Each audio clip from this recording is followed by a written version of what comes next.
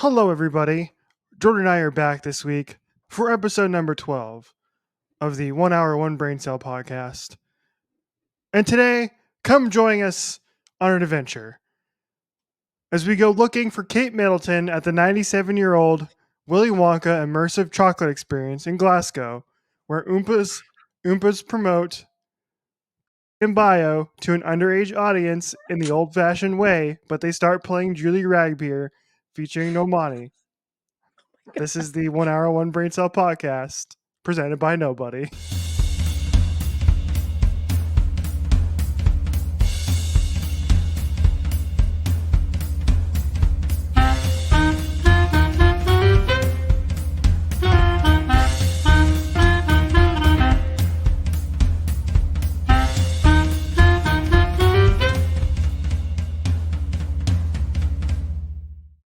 We are back, everybody, and we've already had to bleep me out.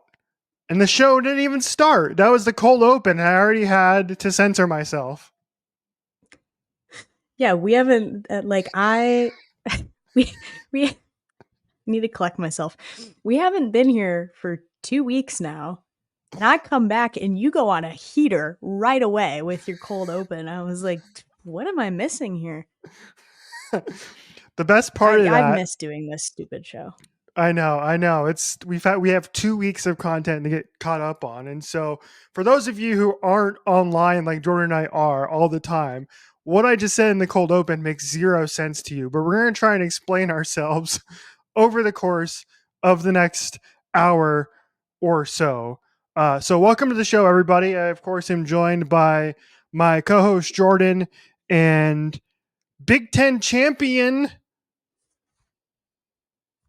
Jordan. I mean, I didn't do any of the work. I just got the stuff. But you got some rings and a t-shirt to show for it. So I guess and you did jump in the pool. You did jump in the pool. So I did. This is, you guys, I guess, can get a preview of what this may come out before I post that, but I'm calling it Hoosier math, which is that I've done the math and done the calculations, and it is that I have jumped into a body of water fully clothed more times this calendar year than I have in proper bathing attire. And I think that's really great. Anyway, I am joined as well by my co-host Richie on an absolute heater to start this episode, who lives by the phrase, hot girls hit curbs and exceed track limits. His web connects us all. Thank you very much. Have you seen Madame Web? You haven't seen it yet, have you? No, I think I'm planning on it this week, though, because I feel like I need to bring that discourse into the podcast. I can't wait because I haven't seen it. I don't plan on seeing it. I have friends who've seen it already, and they all said it was terrible. I'm too afraid. I kind of want to see it because it's terrible. You know what I mean? I'm too afraid to go see it. What? Don't be afraid. Her web connects us all. Don't be afraid. I'm literally just going for the bit where she like turns around in that chair and she's wearing sunglasses like this. Like the whole thing I feel like is very memeable content. Sydney Sweeney hosted SNL this week and I didn't watch it yet. I'm going to watch it eventually, but she even made fun of it. She was like, she made a joke about how bad Madame Web is because she was like, oh, nobody. It's like, you may know me from anyone but you. You probably don't know me from Madame Web. I feel like it's well, not this generation, but it's like the Morbius of this movie cycle. Where I'm just waiting for people to like try and bait Sony into bringing it back into theaters just for it to bomb a second time and then be like, Madame Web is a cultural phenomenon. I mean, let's see. Okay, I'm curious about this. I actually did see Morbius in theaters, and that movie I still have not seen it to this day. Don't see it. It's terrible. Okay. It's terrible. But I will, at least it was like Can you clarify for me, because I don't know if this actually, I feel like I'm being gaslit because to this day I still don't know whether he actually ever said it's Morbin time. I don't think that happened. No, he did not say that. Okay, good. Did not. Because people are all like, remember when he said it's Morbin time? And I haven't seen it, so I was just being gaslit by the internet into The believing that internet that came up with may that, happen. and to be honest, that Mhm. probably is the best line in the movie and the most memorable thing about the movie, and it never actually happened in the movie. It never happened. Okay, so fair. Yep. Exactly. So yeah, I feel like I did go to see that one, and it was one of those movies. I was like, we all walked out. I was like, that was terrible, but it was really funny in a bad, in like a, Right. in a, Right.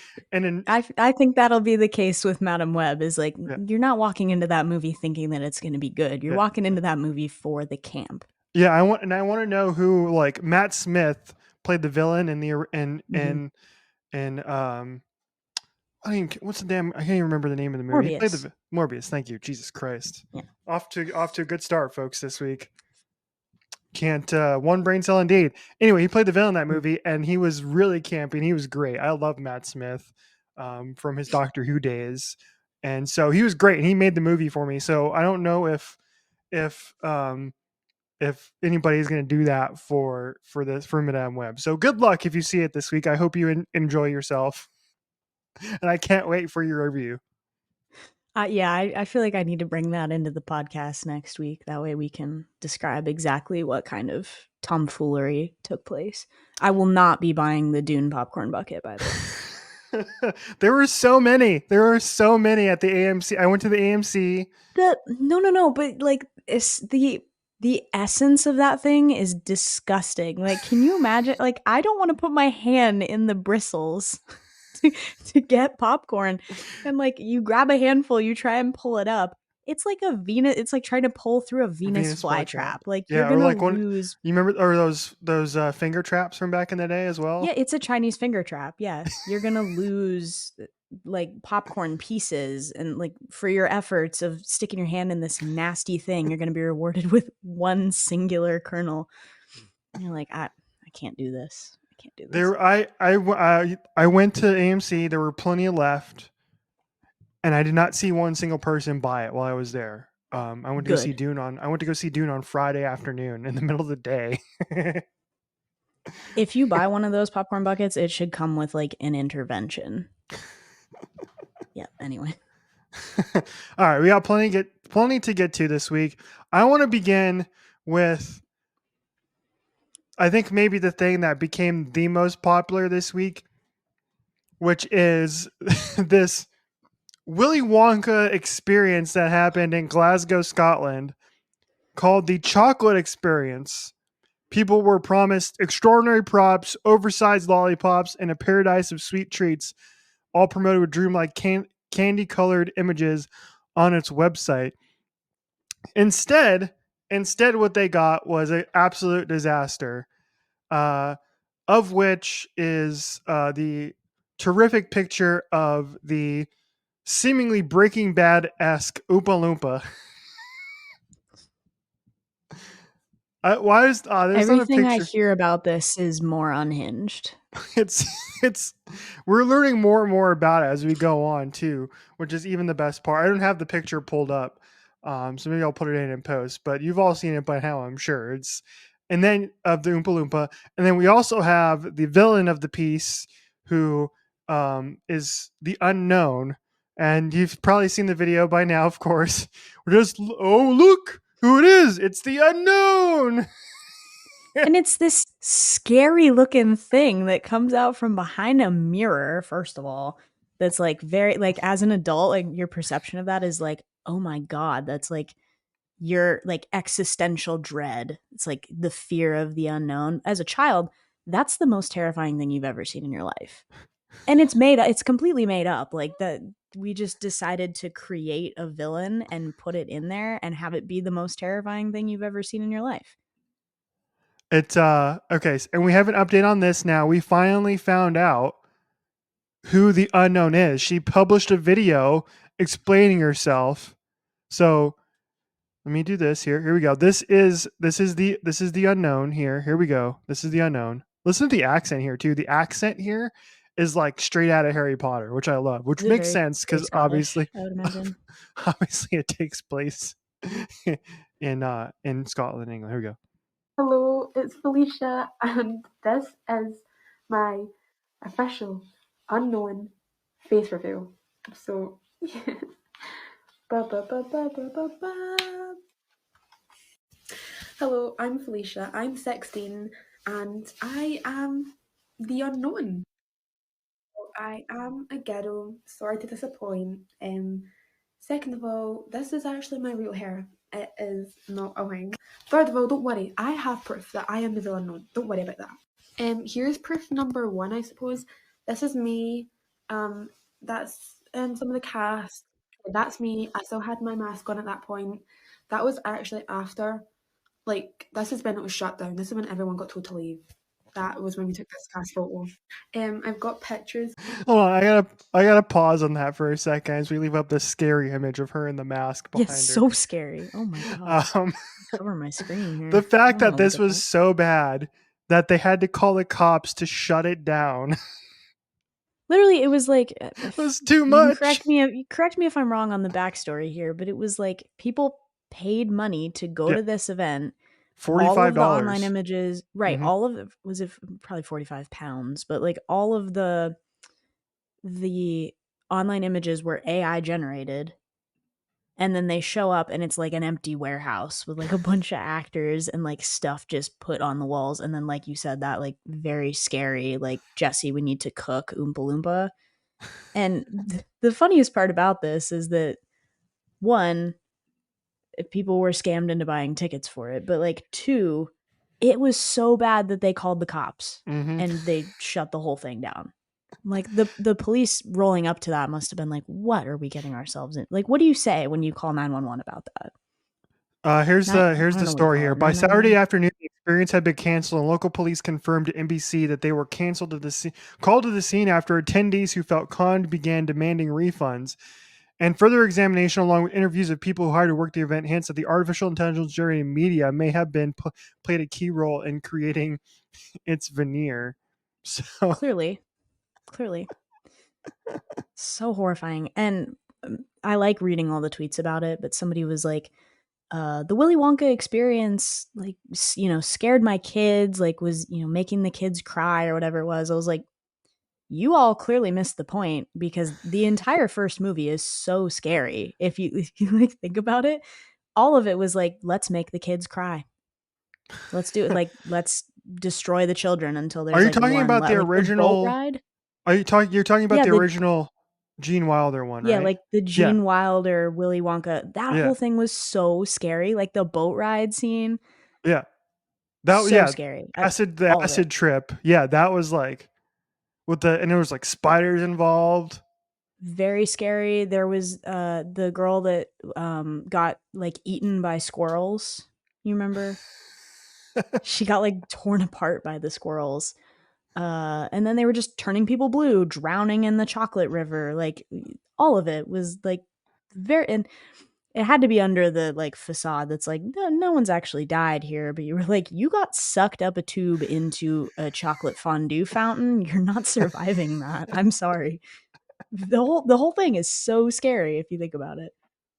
It actually is. I remember watching that movie when I was like pretty young, and I loved it. I thought it was really cool, and I never got scared by the boat ride, the hallucinogenic boat ride. I thought it was kind of cool, but I don't know what that says about me when I was a kid. But It's very disorienting.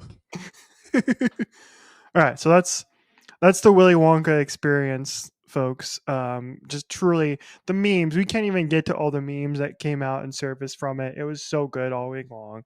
So of course we had to bring it And up. it seems like there's more to come too, like as the actors are like coming forward and talking about how they got there and how they were working into it and whatever it was. They're like finding these people and being like, "Please tell us how you got into this, because it's so out of left field."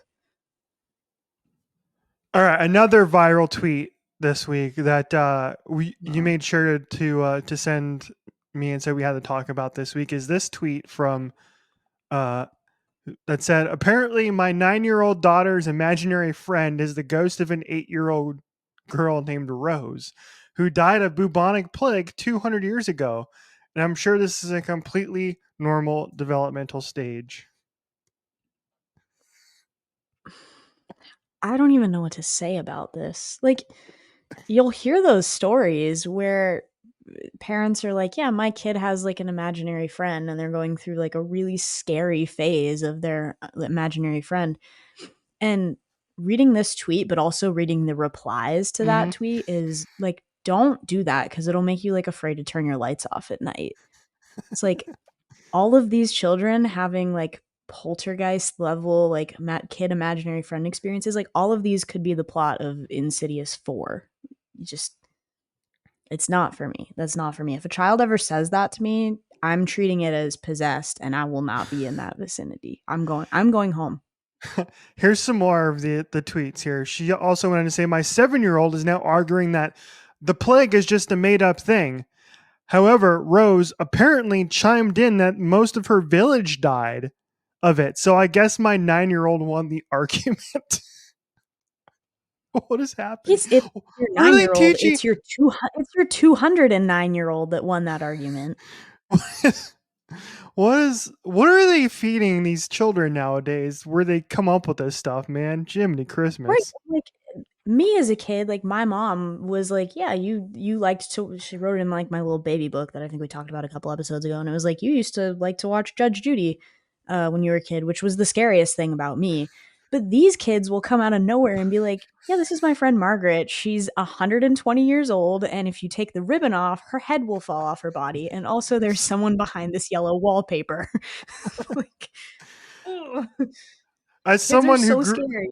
yeah, as someone who grew up with two siblings who are basically my sisters are only 13 months younger than me, so all the three of us grew up together basically, right? So, I can't recall a time where I ever remember having an imaginary friend. I'm assuming my parents could maybe come up with something different other than that. Like as a 7-year-old, I was more worried about like the Phoenix Suns and Arizona Diamondbacks at that time of my life than I was about what in the world the bubonic plague was.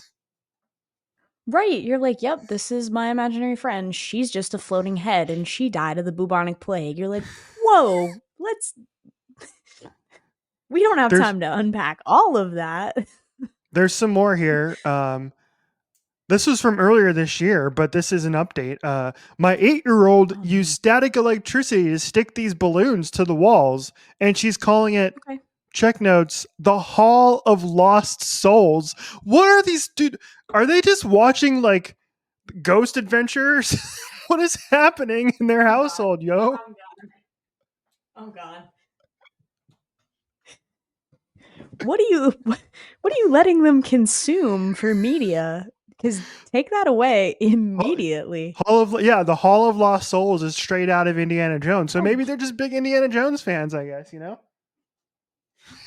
the Hall of Lost Souls was the back room in the Willy Wonka Experience that no one got to see before it got shut down. I think you might be right. Let's see if there's anything more to this story. I'm sure she has more. Oh God, here we go. Okay. This is a good one. No. My kids keep leaving their freaky realistic doll in weird places like this, and I don't want to work from home anymore. Let me show you the picture that comes with this. This is incredible. No dolls, This is reminiscent please. of No dolls. your mom's scary ass doll from several episodes ago. No So dolls. this is like the third straight week we've done a doll segment. This is great. This is like on brand for us at this point. Okay, here we go. This is this is I'm not this is coming back to the show if you add a doll segment next there week. it is. You can't. It's really hard to see. Ew! Yeah, Ew! Disgusting. No. No, no, no, no, no, look no. at that. There's I no, if I come home and see this, I am immediately disassembling the setup and taking that doll and locking it away in a case and throwing the key in the river. Like we're not playing around with this. It's the same reason like my dad does this, but I also feel it. It's like you ever had a hotel room where there's just like one spooky looking chair in the corner and you're like if there were to be a ghost and this hotel room were to be haunted, it would appear in that chair and you have to go and put something in the chair so that no ghost appears in the middle of the night seated staring at you. It's like you put a backpack there, you put a pillow there, you're good, you're clear. I come home and I see this thing. No, burn it all immediately. Immediately, no. All right. I'm trying to find a particular picture because that is an addendum to this, because I had a similar experience like this when I got home one time, unbeknownst to myself. I want to Oh. see if I can. Yeah, I think I don't. I can't remember if I've shared this picture with you before. Oh my God, there it is. Oh, this is gonna take a second. So hang tight, No. ladies and gentlemen. Actually, yeah. Is Okay, this we'll an just. is this an is-related experience? Yes, kind of. Yes. Okay, here we go. I got to go full Okay. screen on this so y'all can see this real quick. Hang on. Okay. So, Mm. yes, my old roommate Kat and her daughter, obviously, I lived with them for several years. Now, is had so hey, don't read the thing, by the way. Sorry. Don't read the thing. I can't see anything. Your camera quality is so bad. I can't even see you. Hey, this is supposed to be like, cuz my internet's crap. That's why. Damn it. You are in 240p, my guy. 240. Yeah, it's my internet. Damn it. I hate it. I should just plug in directly next It's week. recording on Nintendo DS from 2010. Okay, All right. go ahead. Dang it. Oh well. Oh, that's fine. Okay, so here's the picture. You're good. We'll get the gist. Um Oh, that's unsettling and horrible. can y'all see that? Yeah, okay. So Yeah. yeah, that was Yeah. like Okay. that. I got home from work one time and it was 11 o'clock at night or whatever. And I get home, I Oh, in the open the dark? door. Yeah, in the dark. And that's the first thing I see. Nope. I was like, what is this?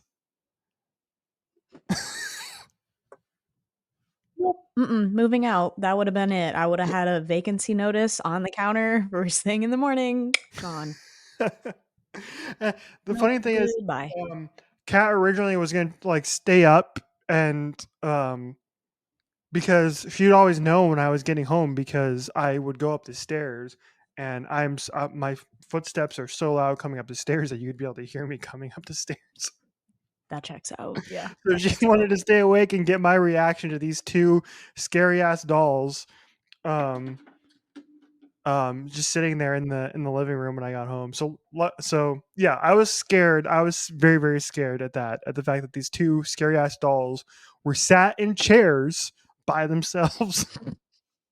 Yeah, hard no on the summoning circle for me. All right, so Nope. that's that viral tweet of the week. All right. Oh man. What else we got here? We're moving quickly through this. I like this. This is good. That means we're keeping ourselves on time here. Okay. It's like our No, daily dose of internet, except we have 2 weeks of content to get through. exactly. Saw this as well this week where that it got 40 million views on Twitter. Now, I haven't asked you about this yet because I wanted to get your opinion on the show. It was in the rundown, but it's the screenshot that says the majority of millennials and Gen Z use subtitles when watching TV, survey reveals. Now, people were like trying to like fight amongst themselves trying to figure out if this was like true or not. And I will tell you that this is, if you do not use subtitles while you're watching movies or TV at home, you're crazy. Like I agree with that. I agree. I've trained myself to having every subtitles on at all times, not because of my hearing's bad, but because Your hearing is bad though. my hearing's bad. Only a little bit. Only a little. Well, I feel like all of our hearing is jacked up because you and I go to too many concerts for it to not be busted. But That's anyway. true. I tend to agree. Concerts and I go to NASCAR and stuff like that all the time too, and Yeah. that's loud AF. Mhm. And so, and I don't wear earplugs ever. So on the next episode or whatever, like you're gonna have to start yelling into the mic because I won't be able to hear you. I'm waiting until you reach the age where you just start yelling, "What?" like at people and just making them talk louder to you. So my point being, before I was sidetracked, is Jordan made fun of me because my hearing is bad. I don't think it is. When give me a case off the top of your head where you know for a fact that my hearing was bad. if I start giving examples, we're gonna run out of time here. So we might as well just go through. Oh man. It's not that bad. I will be honest with you, but I will say I did have to yell at you at the 1 a.m. Denny's trip after the Yeah. Red Rocks concert because you could not hear anything. It was like all like cotton ears, and I was like, Richie, are you gonna eat your hash browns? You're like on your phone. You're like, what? Like, say that one more time. I didn't hear you. I was like, oh my god. Oh, that's true. And there was nobody else there. It was like us and like 3 other people in the entire diner. This is at 1:00 at Mhm. night after the show. So okay, that's a good example. I'll give you that. I was Yep. lost Thank in you. my own sauce there for a minute. You were like, I straight up did not hear anything you just said. I was like, okay, bet. Awesome. That's why you should wear earplugs, folks. Use my promo code. I don't have one for concert earplugs. Sponsored by absolutely nobody. So I'm just gonna digress from there. I'm just gonna leave it there. Yeah. Show over. Friendship over. Oh, okay. I'm just, Once a week, friendship I have to over. say that. I have to say that every week. That's why we Yes. took a week off because Richie really did end the friendship for 1 week, and then I had to make him get back on here and be like, no, we have too much to cover. We can't quit now. So yes, use subtitles. That way you can catch dialogue that maybe like, especially now. This is gonna be my old man rant. Like this, I saw somebody else point this out too. Like the sound mixing on like TV shows is so bad now. So like, Yes. right? So you'll have like if you're watching an action sequence or something, it's loud AF. It is the loudest thing you ever heard. So you have to turn down the damn volume on the TV because either the music is too loud or the action sequence is too loud, whatever it may be. And so when you do that and you go back to a really quiet dialogue scene, you're like, what is happening? I can't hear a thing. And then you just put your subtitles on and you catch everything. It's beautiful. Yep, that's what my household likes to refer to as a loud, quiet movie, which is like kind of a lot of them nowadays. But like same thing with TV shows, and we could sidetrack because there was a recent argument about like color grading being really bad in movies lately too. That it's either like pitch black or like very low contrast, like boosted like highlight shadows. Like it's looking flat, Whereas if Mm. you go back and watch a movie like I don't know, what was one I saw the other day? Like we were playing the original Jurassic Park the other day, and that movie still looks really good, like wherever it is. One, because of like the practical effects and stuff, but two, like I just think that there is more of an effort to making it look good in camera instead of in Mm. post, like Mm-hmm. a number of years ago. Mm-hmm. But the same thing with the audio. Like we have to balance this and realize that not everybody is seeing it in a movie theater with surround sound and whatever it may be, and I can't have the volume up to 40 on my television at home without disturbing my neighbors. At least that's not 95. At least it's not 95. Yeah, Mamma Mia at 95. And 95 still was not significantly loud. No. It Busted wasn't. Maybe we TV. both can't hear anything. I don't know. I'm just picturing the people in like one of the hotel rooms next door being like, what are these people doing? What is happening? Like, who is listening to ABBA so loud right now? I was on the remote, like turning it all the way up. Yeah.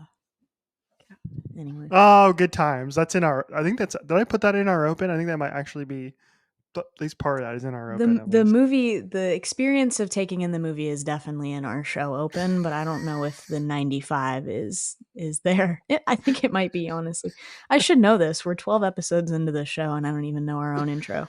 I'm pretty sure it's in there as well. I think so too, now that you mention it. All right, let's see. What else do we got here? Oh, here we go. Another good one here. NFL Combine was this week. This is our sports discussion, everybody. This is going to be very exciting. Sports discussion. I'm wearing my Arrow McLaren IndyCar team hat because we're going to get into F1 in just a second. But before we do that, something from the NFL Combine. This is from Texas Tech safety Tyler Owens, who was quoted as saying the following: I don't believe in space. I don't think there's like other planets and stuff like that. Now, I think he was effing with us. There's no way in hell he actually believes that. Or it's like so far out of context. Yeah. I don't know. I don't know. The first time, like, I think you sent this to me or whatever, but the first time I read it, I thought that it was like an Onion article. Like, this was like an Onion headline that was like, Mm-hmm. I don't believe in other planets and stuff. I was like, bet. And then I clicked on it and saw it was from like legitimately like TSN, like ESPN, like whatever it was. It's like, oh, that's a legitimate news source reporting this. And I really just have one thing to say about this is that this feels like semantics to most people, but going to college and attending college are two very different things. And I think we're realizing that. I was like, oh no. Now, if you're an NFL team and you hear that, do you want this man on your football team? That's the question. Why would you say this in public? I think his punishment should be that he goes to the New York Jets and that they physically put him on a jet and fly him into space so that he can see that it's real. Bring in, like, so the Jets were on Hard Knocks this past season, and they brought in like this mentalist, and he did like these like mentalist tricks. They should do that. They should bring in Neil deGrasse Tyson and give for him and let him give a lecture to I like this particular player and to Aaron Rodgers as well while you're at it. Or where could they draft him? They could draft him to The Houston Texans. The Houston Texans. That's one of the home bases of NASA. They're like right next door. Right. I was like, you make him go to the Kennedy Space Center, or you make him go to NASA in Houston and like take a tour of the facility. So I just want to know where he's come up with this opinion. Like it's not even flat Earth. It's more removed from flat Earth. That's just like space doesn't exist. You're like, whoa. I don't get it. The combine is weird, man. Like there's been plenty of stories about teams asking wild questions of players in interviews. And then you got this guy in like open media really talking about he doesn't believe in space. So good for him. I don't know where. I don't even know. Let me see real quick if he is on Texas Tech mock draft and see if he's like mock drafted to go anywhere. Plot twist: he's like a cosmology and astronomy major. He knows something that we don't. Okay, here we go. Let's see. Profile. Like, what do you think is happening when you look up at night and you see it? Like, you see the stars.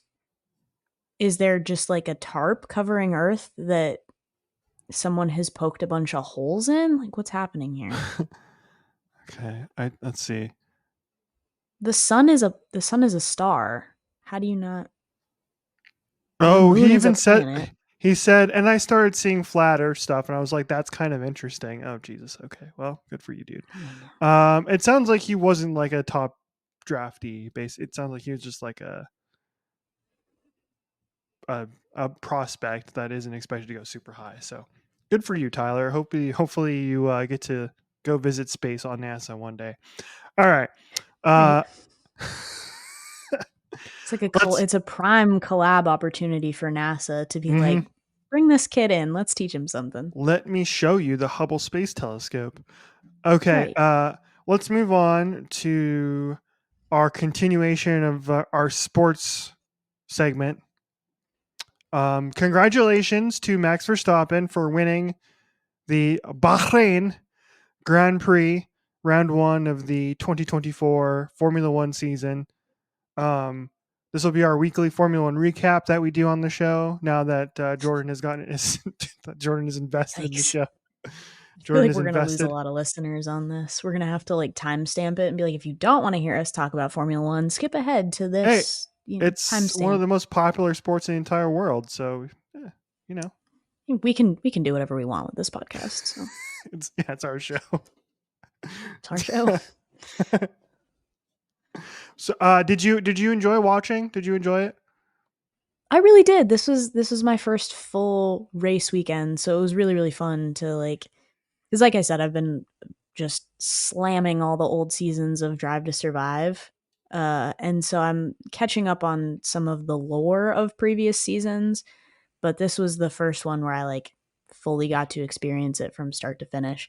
And it was fun seeing like the results of free practice and then like the actual qualifying and then the real race and getting to text Richie back and forth about the things that happened in the real race and the qualifying and things. Um it was a fun weekend. Like obviously it was by finish a good weekend for the team that I have chosen, but um I like it. I think all of the drivers really have their own personalities, and I don't really beef with that many teams. I beef a little bit with Mercedes, but I don't really beef with teams. Like I wish them all well. I'm not like an aggressive Formula One fan, but yeah, that was fun, and also it was cool because everybody finished, which I guess is a thing that hasn't happened at Bahrain in like 7 years or something like that. Like there's always Mm-hmm. a DNF at Bahrain. Um, So looking forward to this week again. It's on Saturday again this week, I think. Mm-hmm. Um, and then we actually found out just planning summer vacation for us that we're going to be 2 weeks ahead, but we'll be in Barcelona where they're having the Spanish Grand Prix this year. Mm-hmm. So we were like, we should sneak out and try and see the track and like, whatever they would have set up out there. They probably won't have anything 2 weeks in advance of it, but just like as a thing. So that was fun. Here's some memes from the Oh, love these. we have there's Lewis Hamilton saying his seat is broken. Mercedes really did have some issues this weekend. They were like both overheating. They had some like battery stuff. Lewis's seat apparently broke. This is like the most week one of week ones because everybody was having problems. This was Yeah, my everybody favorite. had technical This was my difficulties. favorite here, which is Alex Albon's car, Williams with the brand new steering wheel, and the screen literally saying the car is too hot. Yeah, and like they were on board with Alex Albon, and he just like was not acknowledging that this was happening, but it was like car too hot, car too hot. We're like, whoa, you're actually overheating while the onboard camera is directly on you on the television broadcast. But okay. All right, here's Charles Leclerc. People making fun of Ferrari because they can't get get out of their own way. Look, Charles Leclerc, my car is fully going to the right when I'm braking, and his engineer says, "Okay, we're checking." Okay, we're checking is very much a Leclerc specialty to like receive that response on the radio. But yeah, he could not stop locking up on the corners, which is unfortunate, but like still ran a really good race for having all those issues and Yeah, ending up in fourth. the fact that he was having brake issues the entire race, and it came to be Mm-hmm. later on that they had changed a part like in between qualifying and practice, and essentially had just completely imbalanced his brakes, and he couldn't figure it out. Yeah. And so he was running the race with a completely inbound, like messed up brake system, and he still managed to finish. I think he finished fourth, right? Like that's mighty damn impressive to manage to do that somehow. Here's the last one, Alex Albon. We need blue 3, position 4. Albon saying, "None of my dash is working because of this screen." Oops. There was also one on Checo's radio that was like, "You are so quiet, you need to shout. Like I can't hear you." With his race engineer, it's like, oh no. We got our first couple boxes of the new season. Love a box. Charles Leclerc does not love a box. Ferrari constantly in their own way with pitting, but It's so also funny. we had Bottas. Bottas had like giga pit over at Sauber. It was like almost a minute long. Yeah. And he had I think they said he had like the unofficial longest pit ever, and Sauber's really trying this season to make that a reality again. That funny watching that pit stop. I don't. It looked like nobody had any idea what was happening. Like they're like, why? they took the wheel off of the front tire, and they were like, "What is happening?" Broadcast said they Yeah, may I have had no mixed. idea. That dude They was may like, have like doo-doo-doo, mixed like tires going or to the something. back. Yeah, he was like, I'm just gonna go to the back and take a lug nut off the back. And then we were like, what's happening here? It was like everybody on the right side of the car was like staring at the left side, like, what are you doing? And the left side was like, I don't know. I can't fix this.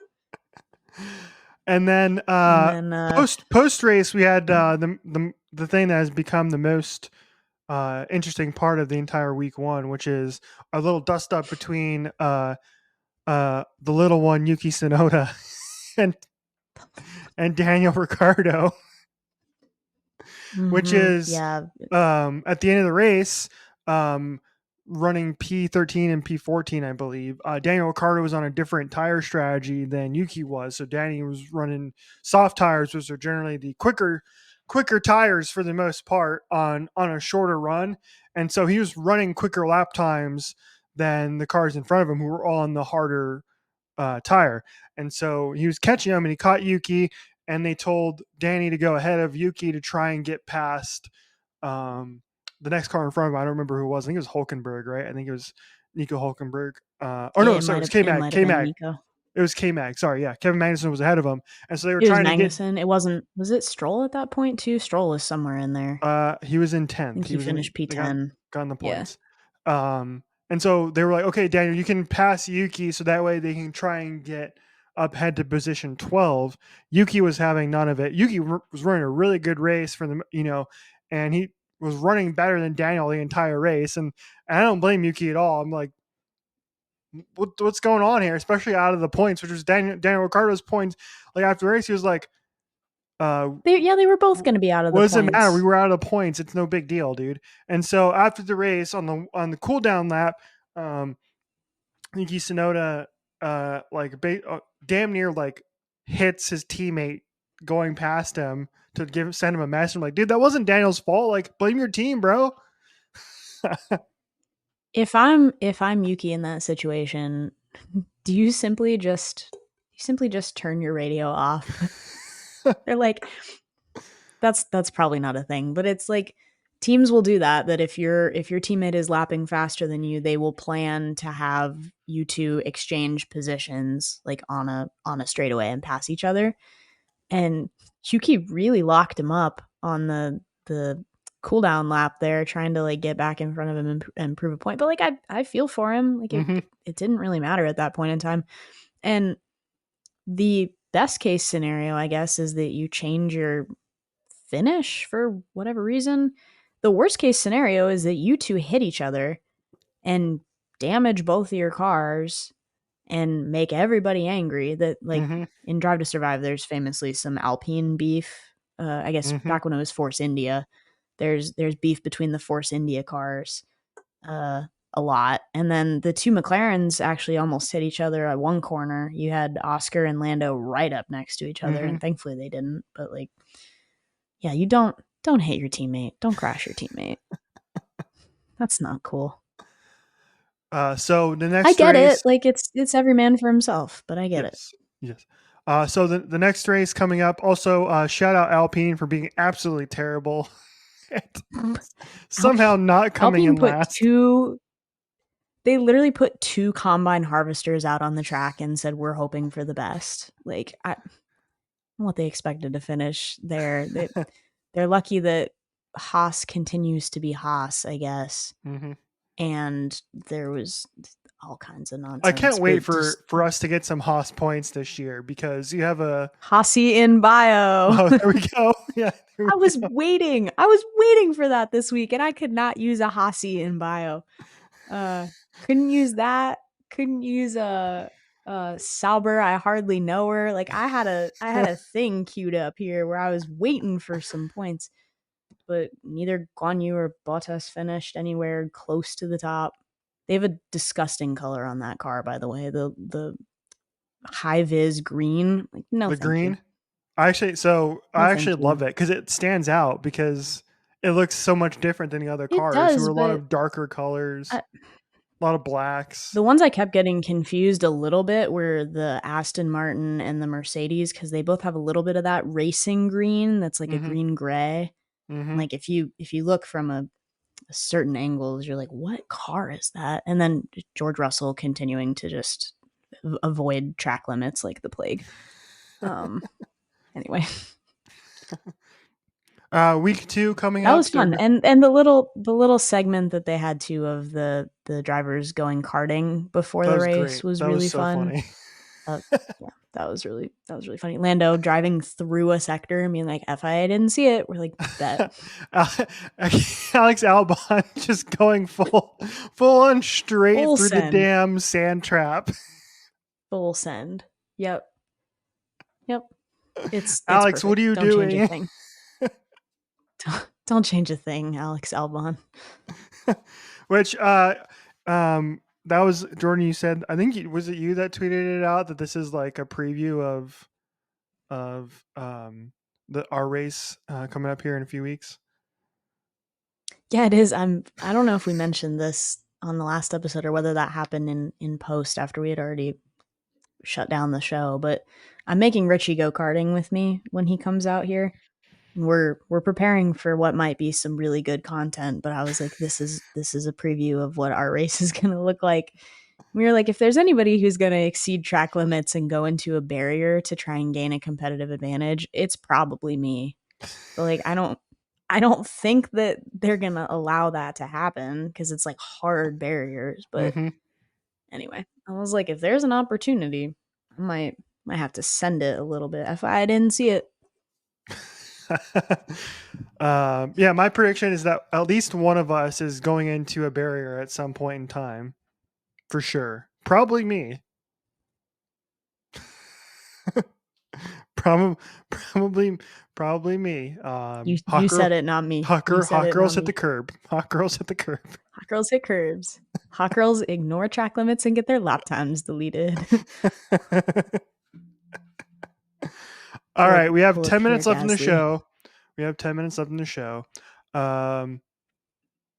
Let's go. Oh yeah, we have a new 21 Pilots era, like out of nowhere. We do. That was a surprise. Yes, we kind of had some like teases. I think right after we had finished the last episode, where there were some like album art changes on the streaming services with some red tape, and all of us were like, "Oh boy, Tyler's cooking. What's Tyler cooking in the kitchen?" And then we get. I still have notifications on from some of those accounts that like back in the blurry face era were like tweeting things, and same thing with like trench era, I think.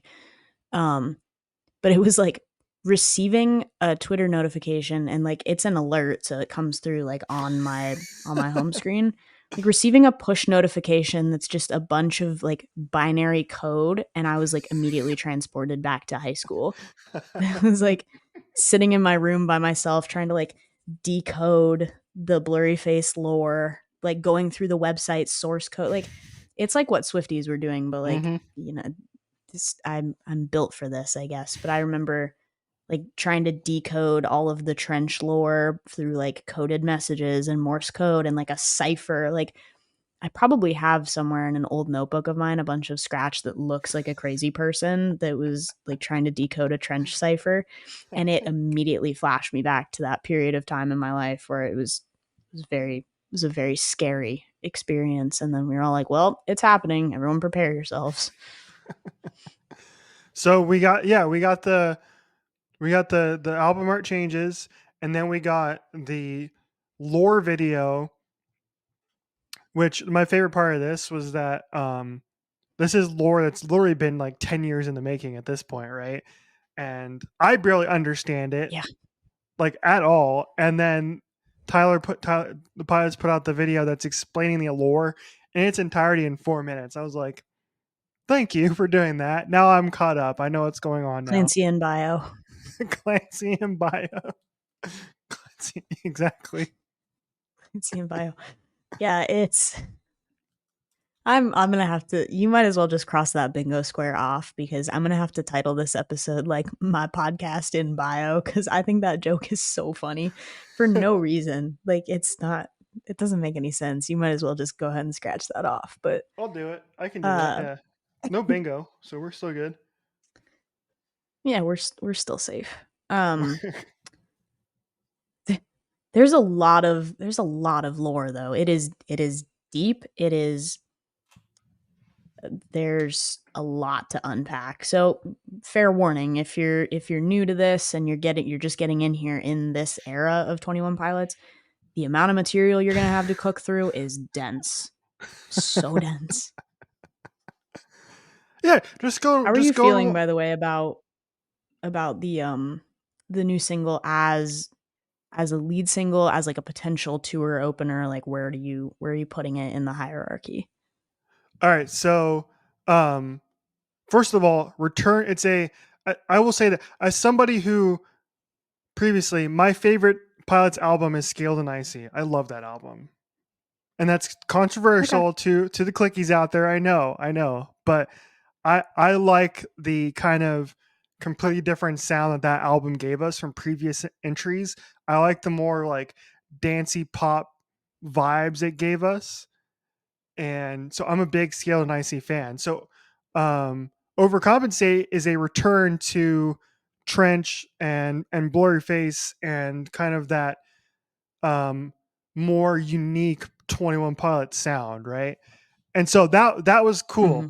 That was cool to hear because I obviously like I didn't really become a fan until Blurry Face came out, right? And then I was kind of when I jumped on the bandwagon. So I was somewhat late to the game Sure. in a way.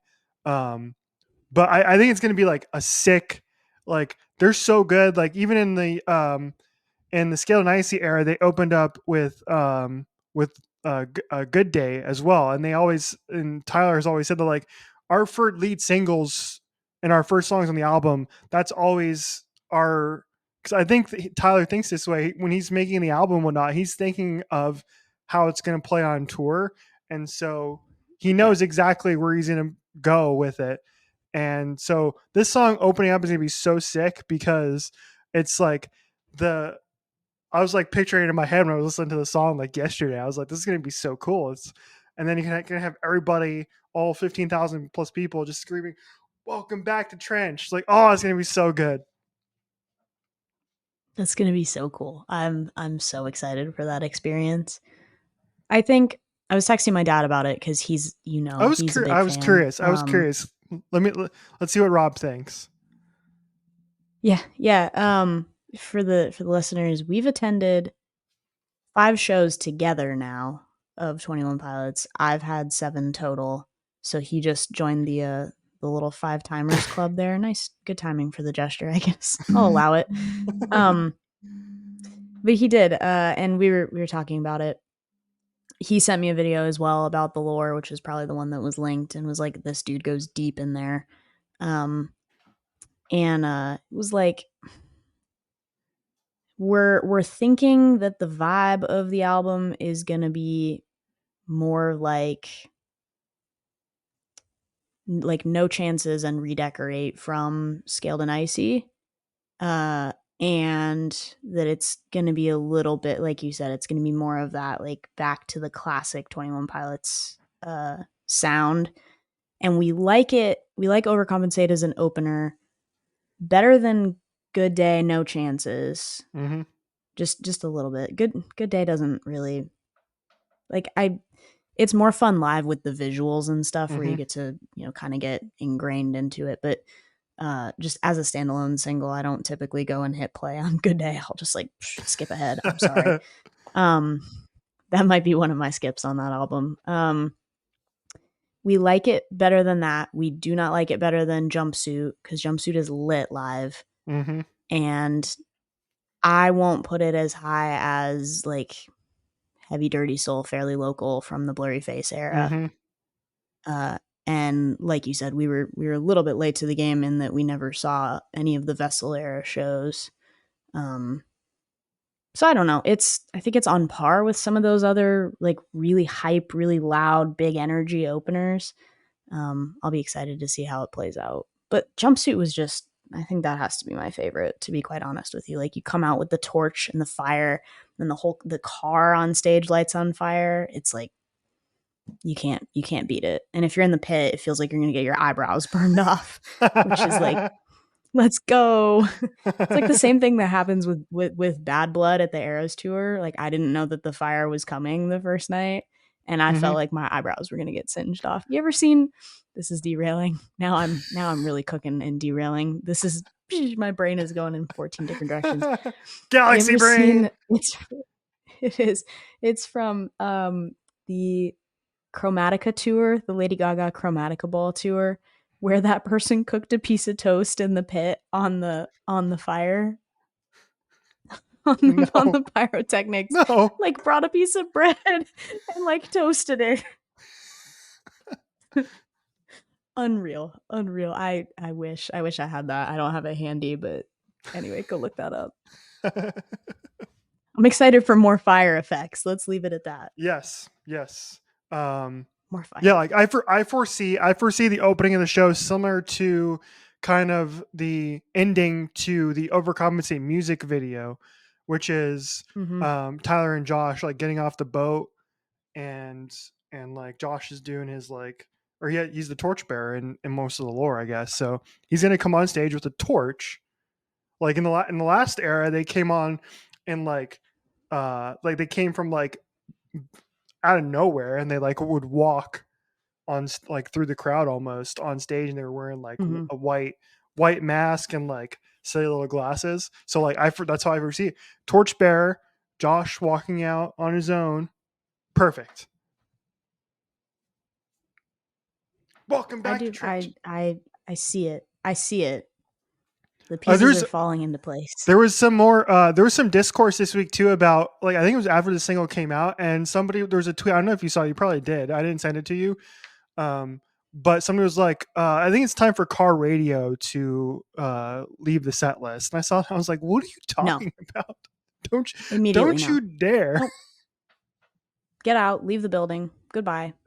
People were like, that person needs to get their IP address taken by Ticketmaster verified fan. And when it comes time for the tour tickets to roll around, I need that person to be pulling up a page that says, you can't be here. This is not for you. And if you think car radio should leave the set list, this band is not for you. Get out. Get out of here. And here's the thing. So I looked into like some of the replies and like this person's reasoning, and he was like, well, I've seen them like 10 times. I'm just over it at this point. It was basically the reason. I was like, what are you talking about? It's not all about you, my friend. So like, okay, but spin it, right? Like, imagine being a person that's never seen this band live before, and you take away arguably the experience that is car radio. Not just a song, it's an experience. If you see it live, you know what we're talking about. Heart rate. You take that away, it's gonna feel like, I don't know, it feels like you're missing something. There's an essential piece of the puzzle missing there. We don't have all the parts. You got to leave it. And leave it for the people that have been, if nothing else, leave it for the people that have been around since the band started, which doesn't even include us. Like, we're old timers as far as it goes, but like, we haven't even been there since the very beginning. Leave that on there for the people from the very beginning that saw them in these little barely tall ballrooms, touching the ceiling, standing on stuff. Like, that is where 21 Pilots started, and that's where all these bands started, just in little house shows and stuff like that. Leave the old stuff. People love the old stuff. People love the old stuff. It's like they've gotten to the point now, especially with this like newer album, where like they have so much stuff now. It's like basically gonna have to be like an Eras tour, and so like they have the amount of material where if they wanted to, they can do. And from listening to some of their interviews, this is like the end. This is like the cap. This is the final kind of piece to this entire Clancy's story Trench story that they've been trying to tell for the last decade. And so like I'm just imagining them doing like a 3-hour set and just going through and doing it almost like an Eras tour for Pilots and capping off the entire story. That would be so fun. I hope we get to see that. That's like asking a lot, like of any performer. That's asking a lot, but like I do hope we get something like that. Like especially like their show's about 90 minutes or so usually, right? So so this would have to be like a 2.5 hour show, which is like unless you're Taylor Swift or Bruce Springsteen. Shout out to him. I understand he does like super long sets as well. Like it's insane unless you're those two. The fact that Bruce does that at like 60 plus years old is crazy. Yeah, that's inhuman. I don't know how that happens. Because like when they did Takeover Tour, they would do like 3 shows a week, so you weren't doing a show every night like most regular tours. So maybe you can get away with it then. Like Taylor does the same thing. She only does like 2 or 3 shows a week, and then is able to kind of move on instead of doing it every night. Right. I do hope at the very least that we don't lose some of those older songs to solely being like mashup songs, because I know they like to do that, and the artists like to do that a lot now, where they'll play snippets of a bunch of their older content but not the whole song, which makes sense. Like you put it's like a little Easter egg to leave for your fans, but I hope we don't lose them to exclusively mashups. I'm so excited for the tour. I'm assuming we're getting a tour announcement at some point over the next couple months for the fall, and it's going to be great, and I can't wait. This entire year for music wise is just, it's going to be like too much. Like there's like some of the albums we're expecting this year already are just, because we have new Taylor coming in April. We have new Pilots in May. We have Billie Eilish's new album is coming out at some point this year. Like, I'm assuming I'm probably going to be. Hey, she said it was mastered and it was done. So we're getting it at some point this year. There's some other. I think there's some. I'm sure I'm missing a few other artists that are expecting new albums this year as well. But like, it's going to be like so good.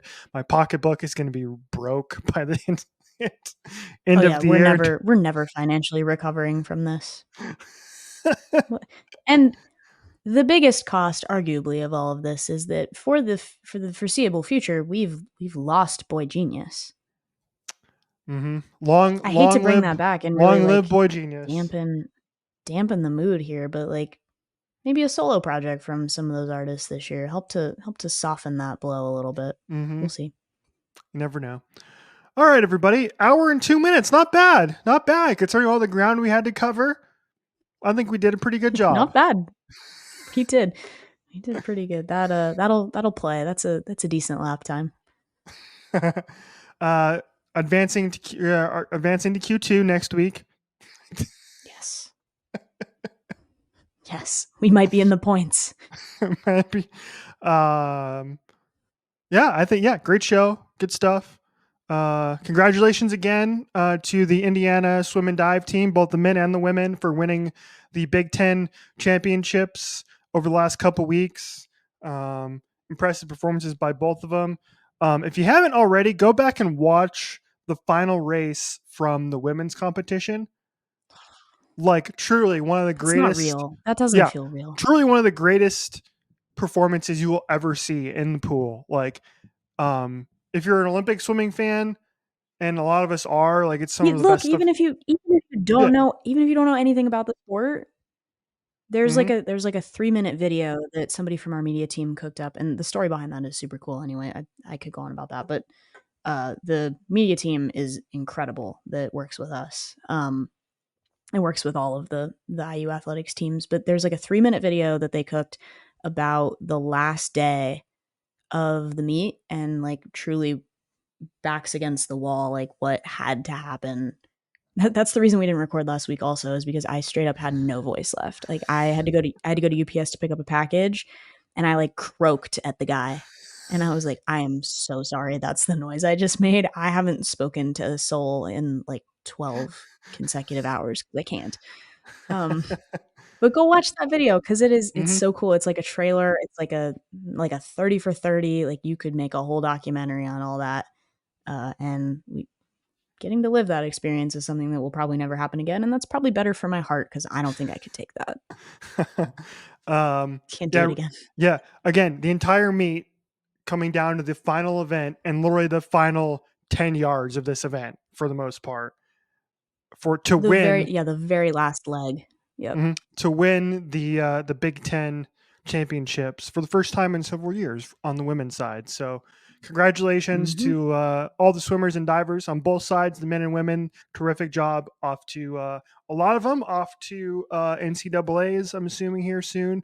And maybe some of them off to the trials for Olympics coming up this year. Hopefully we see some Hoosiers in the Olympics this year. That'd be dope. All right, everybody. Any last words, Jordan, before we say goodbye? Just one. Go Hoosiers. That's two, but whatever. All right, everybody. We'll talk to you soon. Goodbye.